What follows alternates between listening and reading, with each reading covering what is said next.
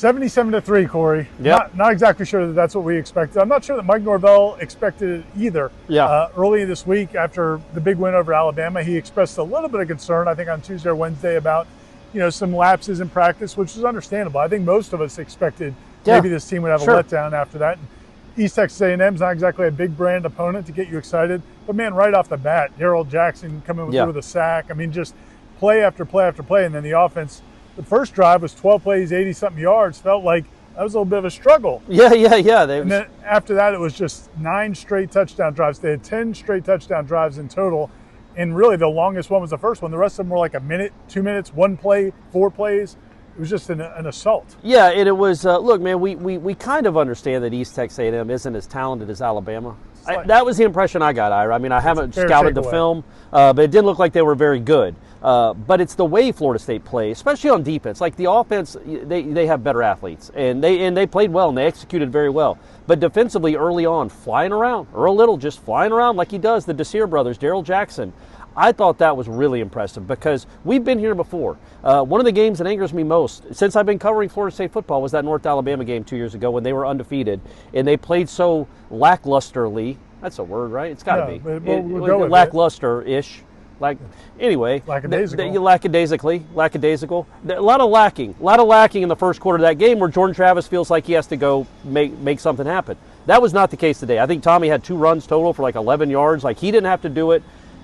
They came out, took this game seriously, took the week seriously, preparing for it, and went out and just assaulted that team. That was it. That was as impressive a showing coming off a big win as I can remember in a long time. Because they could have gone through the motions and won by 40. But no, they were up 49-0 at halftime. Just a reminder, this is the Warchant WRAP brought to you by Vitamin Energy, Warchant BOGO. Go to vitaminenergy.com. It's BOGO. If you buy 1, you get 2. If you buy 20, you get 40. Yeah. 60, you get. If you buy 77, you get 154. Look at that. That's Those quick. math That's skills real on quick. these two guys right here. Here you go, Aslan. I'm keeping mine. But yeah, no, I thought that was a continuation of what we said last week. I mean, it was just they looked like a well-coached team against Alabama. It wasn't just that they won that game, but I thought it was kind of compounded in this one because it didn't matter who you put in. They go to Kevin Sperry at quarterback. They go to Brock Glenn at quarterback. They go to 3rd and 4th string running backs, former walk-ons in positions across the field, and they're still just continuing to play well. And yeah, you're right. East Texas A&M is not a very good team, but they played SMU a week ago, and that was like a 3 or 4 touchdown game. Well, they also outgained SMU. Right. It was like 390 to 360 in total yards. They threw a pick 6. They had a punt return against them. Florida State's probably never going to do that. They're not a punt return team, guys. You just punt that thought aside because they're good at a lot of things. I think that's not going to be one of them. I think what East Texas A&M just got throttled completely. And I brought this up in the column that you can read on warchant.com. I have to reiterate, as I do in the column, I'm not comparing them to 2013 and saying that they are the second coming of the 2013 team. I'm saying they're better than that team. Don't laugh. What are you doing? No. One of the points I've always made about that season that made it so special is after the huge win at Clemson, where they basically said, "Look at us, country. We're the best team in the country," and throttled a very good team. The next week, 3:30 against a not great NC State team. That was not a very good NC State team. They could have taken that easy and rested and just rested on their laurels a little bit and won comfortably. They were up 35-0 in the first quarter, man. That's how special that team was. They just came out to dominate and play to their standard no matter who the opponent was. This team was up 35-0 19 minutes into the game. Again, East Texas A&M is not the caliber of North Carolina State. This is not the caliber of that 2013 team. But there is some right stuff about this team that's in. This team might be made up of the right stuff. Yeah, they definitely seem to be, and it's a little bit of change in mood real quick. But I do feel like we need to touch on it pretty early on. Obviously, Ethan Pritchard, Florida State freshman linebacker, was shot in the head last Sunday, about a day after the game. So this week has been a weird week. So it's like it compounded everything else between emotional, genuine emotion, real the high emotion, of winning real the Alabama emotion. game, and then within 24 hours they're experiencing that, and then all this week. Then his dad was here on the sideline. Mike Norvell has been spending time this whole week going over to the hospital, giving updates to the team on how Ethan Pritchard's doing. His dad and uncle were on the sideline today. They actually had his dad, Earl Pritchard, break the rock after the game. I can't even imagine that video. I'm sure. Yeah. I assume will be out. It's pretty personal, but I'm assuming that'll be out on social media from FSU. And I just can't even imagine the emotions in that room. And then Mike Norvell, when we spoke to him today after the game, he was having a hard time just getting through the words. And then the players, Deuce Robinson and Tommy Castellano said, you guys probably don't realize that, hey, yeah, he's a freshman linebacker and we're juniors and seniors on offense, but he was at our house all the time. Yeah. The love that they have for him. And then they said they dedicated the game for him. They had his number 35 on their wristbands. That adds to it a little bit. I mean, it does. This was a crazy week, and they played that focus is impressive. And I think that's telling. I'm not trying to diminish the importance of real life stuff, but when it comes to football games, it's easy to play hard when one of your friends, one of your teammates can't do it. Like, who am I to just kind of play 60% or 70% when he would give anything to be on this field right now? And that's what I can't remember who said it. Jeremiah Wilson might have said it. And he also Jeremiah Wilson. Jerry, by the way. Jerry, sorry, Jeremiah. Sorry, Jerry. You're always Jeremiah to me. But talking about how Ethan Pritchard, he loves that kid. He's really competitive. He's probably the biggest Seminole fan on the team. Like in that he's such a competitor that he's gonna make sure he gets out. He's gonna get himself out of that bed.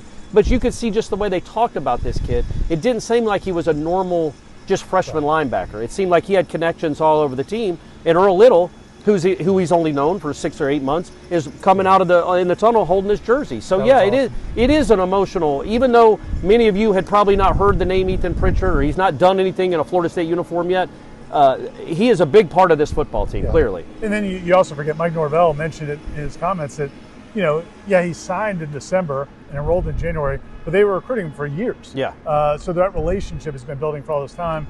And again, their heart breaks right now for the family, but also, just for Ethan. And they talked about wanting to get him out of that bed, get him back around the team.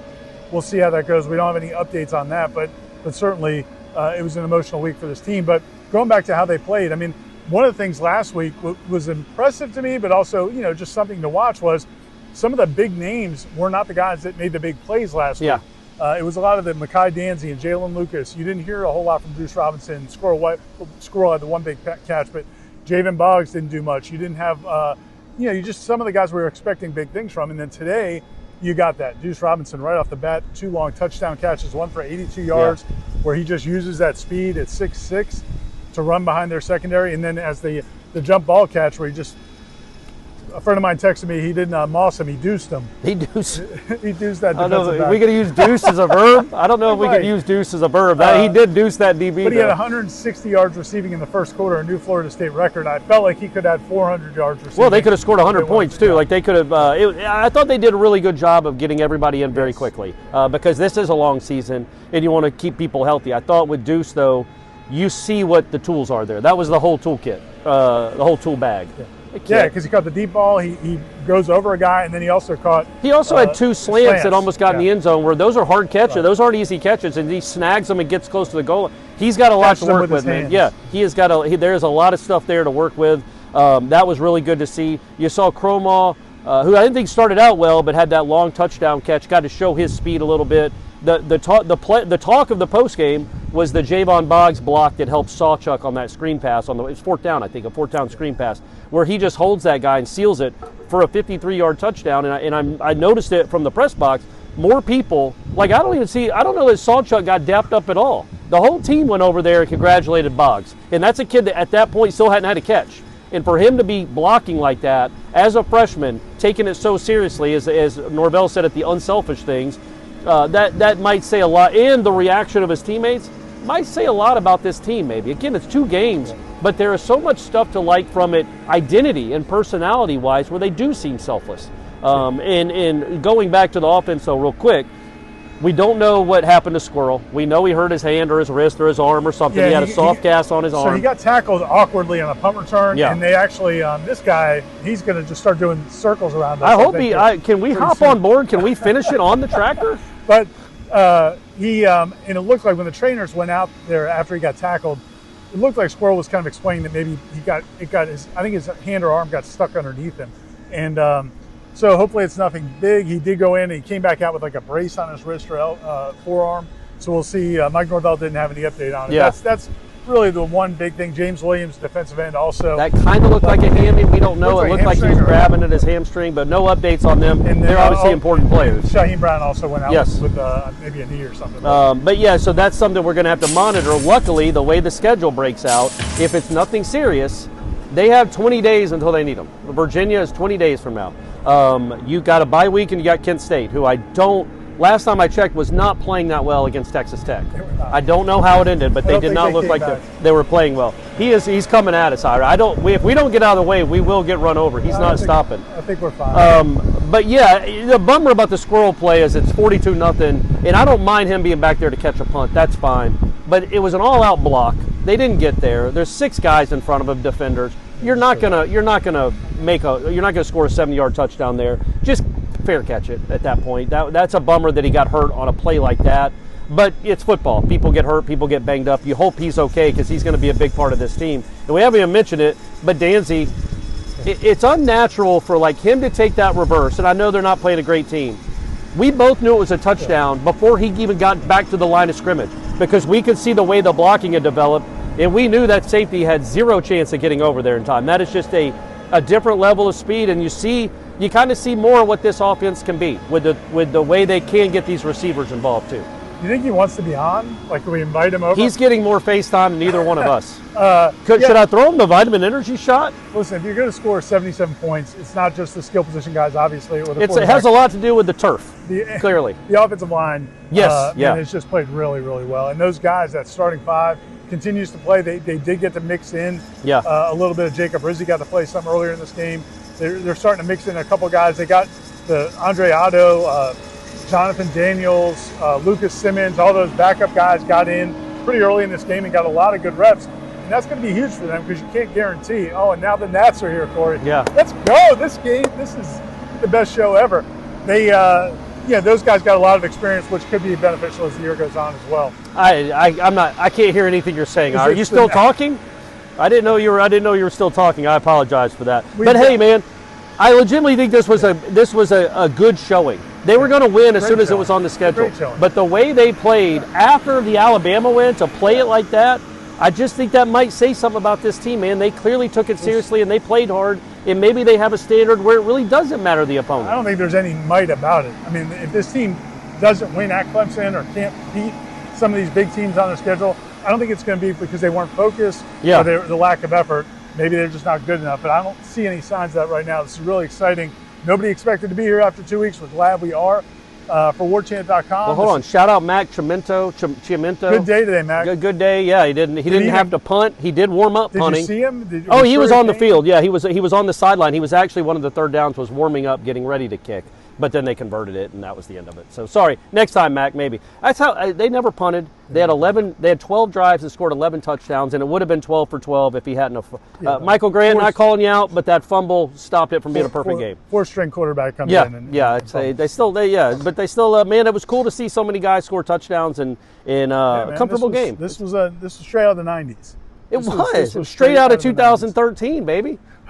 For Corey Clark. That's Kyle. Let's get out of here. Oh, no! Oh, don't leave now. Why did he go to the under end of the field? He knows. Come on, come back. Go to Warchant.com. All kinds of coverage, post-game press conferences with Mike Norvell, several players. Again, the emotional stuff in there. You definitely want to check that out and just kind of feel what this team is going through. Corey's column will be up on the site shortly, probably by the time this is up. Yeah. Plenty more coverage coming to Warchant.com. And throughout the week, it's a bye week. Mike Norvell said this week is going to be more important or as important as any other week because they're going to try to keep focused and keep improving. I'm not focused. But you're telling me, so he had to cut down there too, but he had to do this end zone first. This was the priority. What if something happened after he needed to get this side done? Yeah, that's awesome. Anyway. For Corey Clark and Aslan Hajavandi, this is Irish Shofel signing off from Warchant.com, where Florida State wins 77-3. The Noles are rolling, baby. Vitamin Energy. Vitamin Energy. And it's his field. I was just joking. He has a right to be here too.